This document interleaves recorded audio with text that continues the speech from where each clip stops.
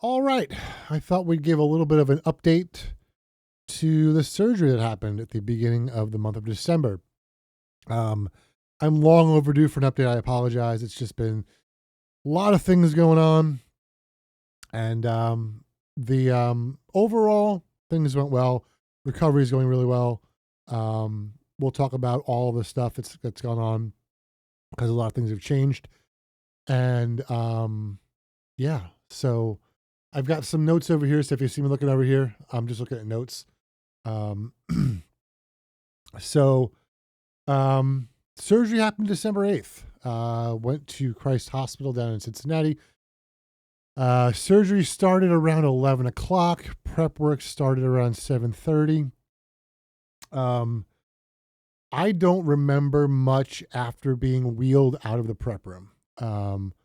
I met with the anesthesiologist. They did all the prep work, the IVs, and all that sort of stuff. I remember all of that.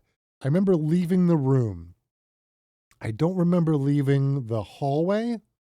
It's one of the really neat things. I learned a lot about anesthesiology and how it all works, and how you're not just being put to sleep, but the drugs they use actually prevent you from forming memories. So they can actually control when you stop remembering things, which is kind of neat, I thought. Um, so I don't remember going to the operating room. I don't remember any of that. It's possible I was awake. It's possible I wasn't. I don't know. So December 8th, surgery started right around 11 o'clock and lasted about, I think, 5 hours. I think I was at around 4, which is about what they said. It was 5 to 6 hours. However, it was far more extensive than was originally planned.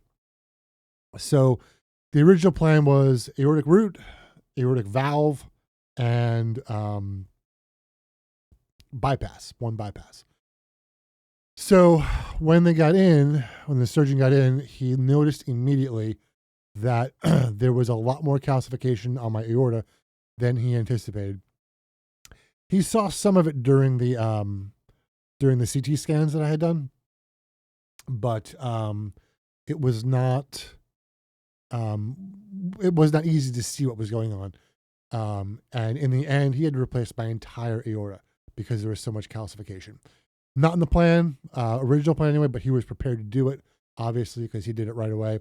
And there was no delay in the overall outcome of the surgery.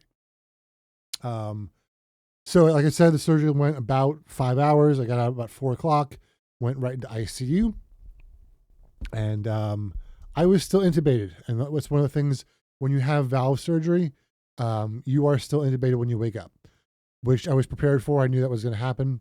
Multiple people told me, multiple research I did told me that was going to be happening. It was not as bad as I expected, but at the same time, not a fun experience.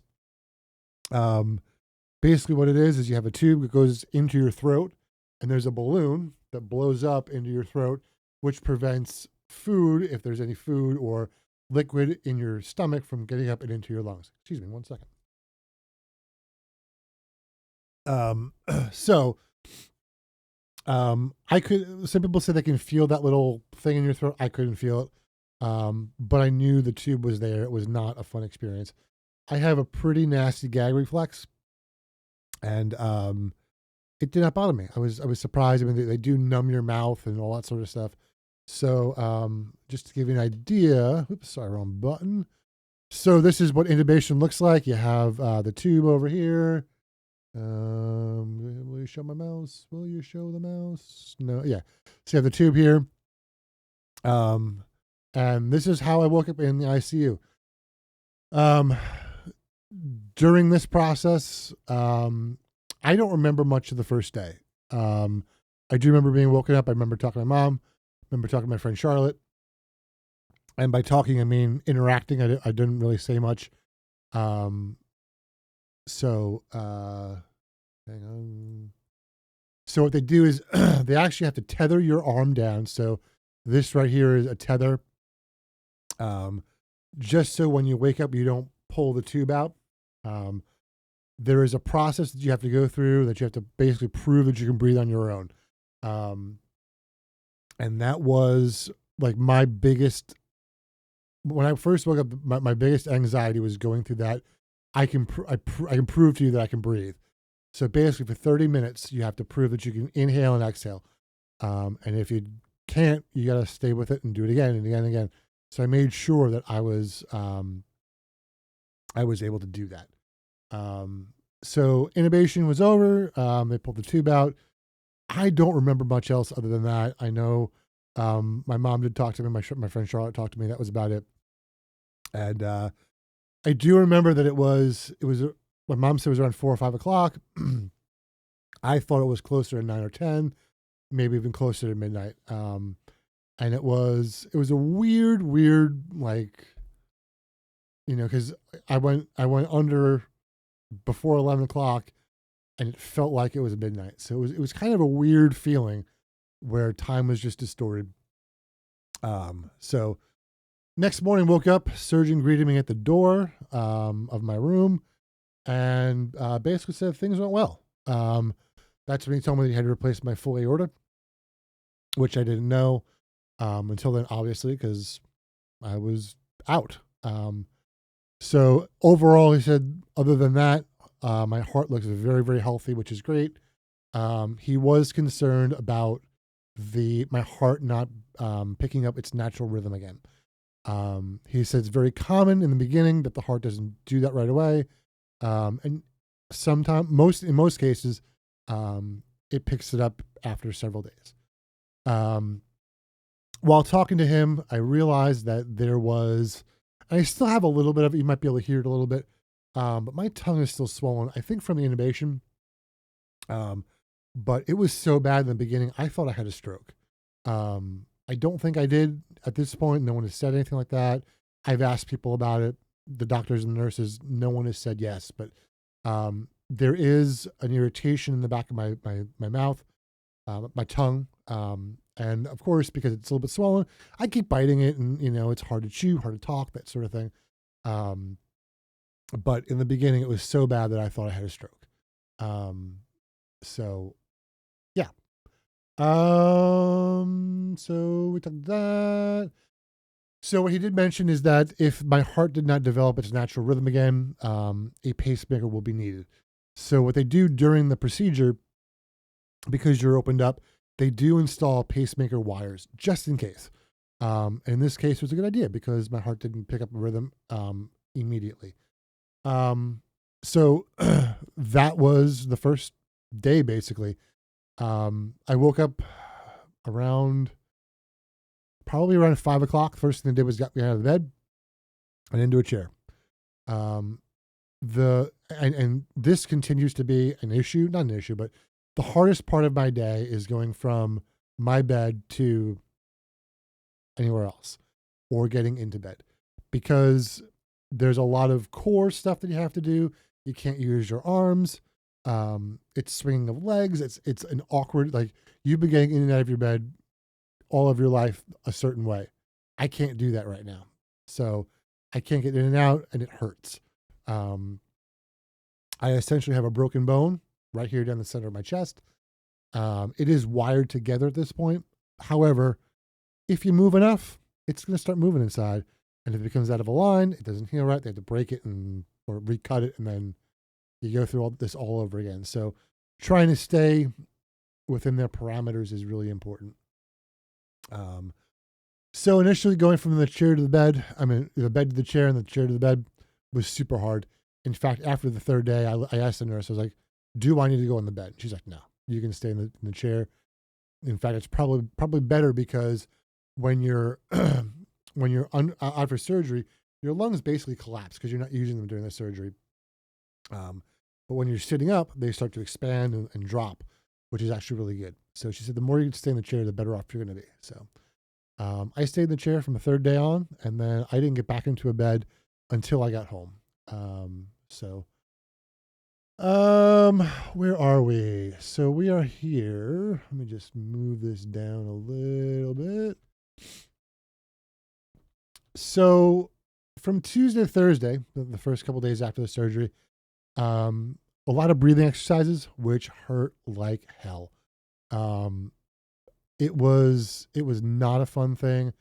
They give you this little breathing thing that you have to do basically 10 times an hour, take a deep breath. And, going through, I bought one beforehand just to see what it was going to be like, and I maxed it out, easily. I'm a musician. I played brass instruments. Like, I know how to breathe, um, and then watching my breathing go from maxing this thing out to like barely making the thing move was crazy. It was weird. Um, but yeah, the hardest thing I think, especially in the beginning, was the night stuff.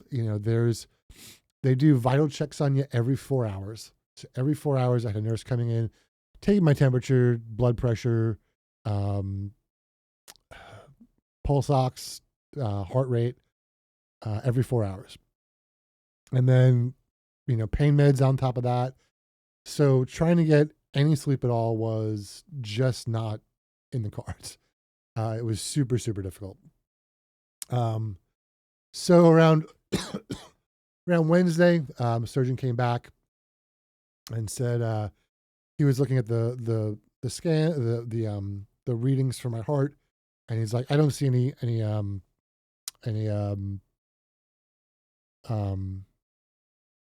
sorry, another thing triggered my brain. I don't see any heart rate, being built up. You're probably gonna need a pacemaker. Um, so that was kind of the big bombshell on Wednesday was I'm gonna need a pacemaker on top of all of this. And then the big thing was you got to poop. Now here's the problem with pooping, and um, so my surgery was on Monday. I had to stop eating Sunday night, so I had not eaten Monday, Tuesday. It's now Wednesday, um, and like they're all about you got to poop right away. Poop, poop, poop, poop, poop, and it's like I have no food. How am I supposed to poop? I don't want to eat. You won't let me eat because now I need a pacemaker, so I can't eat before the surgery anyway. So they're shoving all these like Miralax and Senecot and all these things to get things moving, but I've got nothing to move. So it was a lot of just not feeling well stomach wise in the beginning. Um, Wednesday and Thursday was the worst because there was a little bit of a fight between my surgeon and the team that was going to do the implant of the pacemaker. Because of the surgery, I had a slight fever, slight elevated white blood count. The implant team was worried that that was going to cause an issue during the procedure or after the procedure, the recovery part. So they didn't want to do the implant until my fever was gone. My surgeon was like, listen, it's a major surgery. This is perfectly normal. It happens all the time. So we went back and forth. It was, we're going to do it maybe Tuesday night. Then it was maybe Wednesday. Then it was maybe Thursday. And all throughout this, I can't drink, I can't eat, I can't do anything like that. So on top of that, I'm getting pushed, meds to make me go to the bathroom. So not fun at all. On Thursday was when they decided Thursday was the day. I was so dehydrated, and they wouldn't give me anything. Like normally they give you a little bit of ice chips. My nurse was like, listen, I can't even do that. I'm going to wet a sponge, this little tiny sponge, and you can suck on that for a little while. And I was like, all right, that's all I can do. That's all I can do. So that was Thursday. Then right around 3 o'clock or so, a whole bunch of people ran into my room. And I was like, what is going on? And they're like, well, we're going to get you into surgery to do this implant at 5 o'clock. And we need to get you an IV. Now, keep in mind, I had an IV here, I had an IV here, and I had an IV here. None of them were good. They wanted one that was on the same side as the implant, which is up here, but they wanted it closer to the implant, which means they can't use the one that was on my wrist. They had to use one in my arm. Because I was so dehydrated, it took 3 different people to come in and find a vein that they could use as an IV. That took like an hour and a half. So they got that in.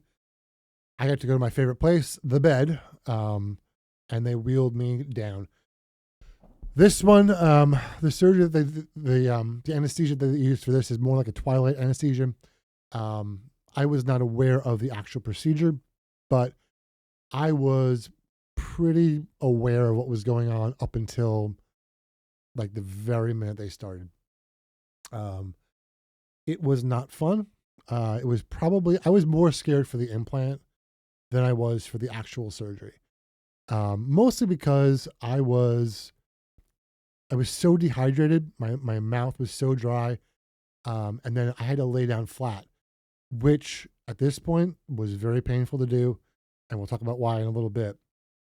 I got some pictures there about why, but I had a hard time breathing. And I was worried that I would just stop breathing during this whole procedure. I have sleep apnea, and it felt very much like before I had my CPAP, waking up, with a very, very dry mouth. And it was just not a fun experience. So I'm going to show you a few more pictures from the ICU.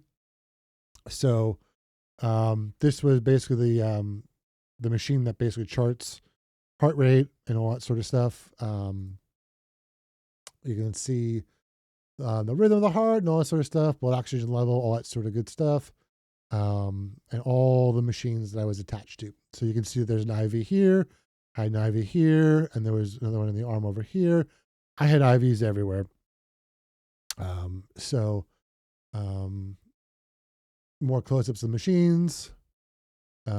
This is one of the days where I could actually drink some water, which is probably Tuesday, or yeah, it's probably Tuesday, maybe Wednesday. And there's another shot of the ICU with all the IVs and crazy stuff that I was attached to. So, all right. So let's talk pacemaker.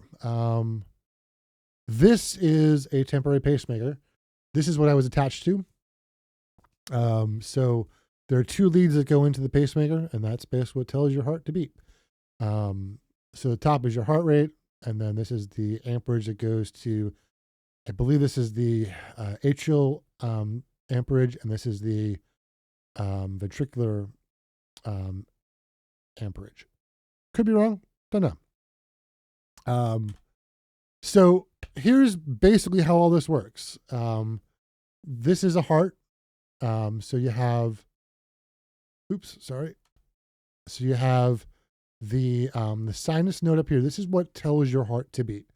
And then you have the atrioventricular node, which is down here. And that's what tells the bottom half of your heart to beat. So basically what happens is the top of your heart starts to compress, and the atrioventricular node senses that, and then sends signals down here for the ventricles to start pumping. That's what pumps heart for the rest of your body. That's the basic between it.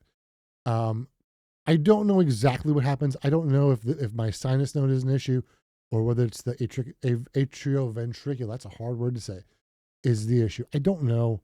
But I can tell you that I have a node here and basically a node down here somewhere that basically tells the heart to beat.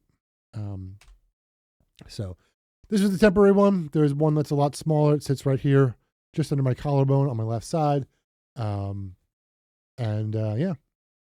that's basically the thing. So once that was done Thursday night, right around 5:00. Took about an hour and a half.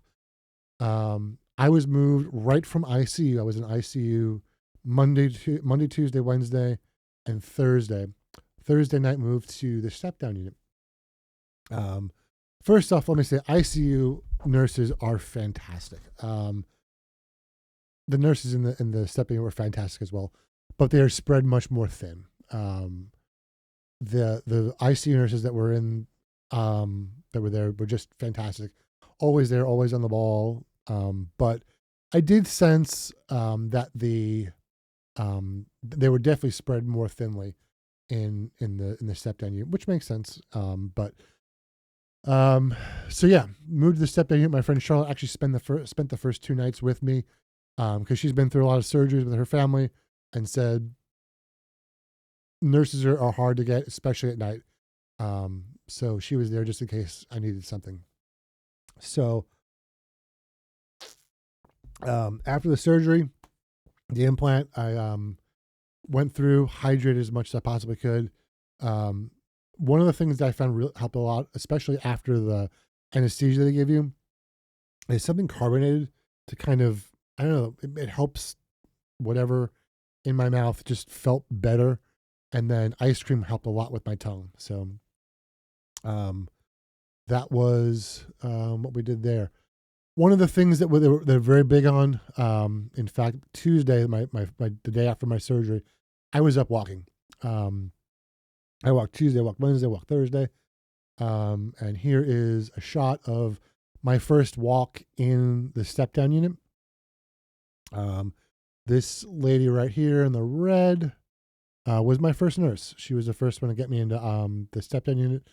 And this lady over here was the one that walked with me basically every day. The nice thing about the step down unit is you have a lot more freedom. Basically, when you're in the ICU, you can't do anything unless you call a nurse. When I went to the step down unit, I could go to the bathroom if I wanted to by myself. I could go out and get water if I wanted. I can, wander around the halls. I didn't have to worry about anything like that. So that was a welcome change. But so then the next difficult part. So on Thursday we had the pacemaker. Friday, they came in and said, today's a big day. You're getting your chest tubes removed. And I'm like, yay. We have not talked about chest tubes yet. So the chest tubes are inserted into your stomach and they basically just sit inside of your chest cavity. Excuse me. And they collect excess fluid. They go in about 1.5 feet, maybe a foot-ish, 8 to 12 inches, something like that. And they are there to collect excess fluid to help you not retain that fluid and cause other issues. So here is a shot of the chest tube collection. And then these tubes that are right here go into my stomach. You see 3 of them. I actually had 4 chest tubes in my stomach. And that was, sorry, just moving my notes down, make sure I get everything. Yep, we're good there. Yep. So Friday morning ish, 11 o'clock or so, they came in and they removed my chest tubes. They also removed the IV from my neck, finally. So there were 4 chest tubes, as I mentioned. 3 of them came out real well. One of them did not. I had 3 nurses working on me at the time. They had one basically supervising, making sure to apply pressure right afterwards. And then the other one's job was to cut the stitches off. And then the other one was yanking the tubes out. One nurse grabbed 2, the other one tried to grab the other 2. One tube would not come out. Basically what happened was I healed really quickly and my body started to heal right around that one and really held on to it tightly. All 3 nurses tried and they all said, I am not comfortable pulling as hard as I need to pull to get this thing out. And they said, okay, I'll be right back. They ran out and they grabbed a surgeon. I don't remember his name, but he was quite muscular. And the nurses just started talking to him and he just walked in and just whoop, yanked it right out and it hurt like a mother. I think the one pain that I still have, I think was that last chest tube. So I do have a little bit of stomach pain right around that area. I don't know if it's the exact one, but it hurts more. That stomach pain that I have hurts more than the chest hurts right now. And in fact, my chest has really never hurt all that much. Coughing a little bit, sneezing a little bit, that hurts. But like getting up and down, swinging into bed and stuff, because you're using your core more, my stomach really hurts. So that is that. Give me 1 second to. That's the last picture. Cool. So yeah. So what comes next? So I have a appointment with my cardiologist on Tuesday. He is then going to take over the medications that I'm on. I have to be on blood thinners for the rest of my life, and he is going to now manage the blood thinners. My surgeon and his team have been monitoring that for the first couple of weeks, and then Tuesday will be that kind of the handoff to my cardiologist. He will then take over that.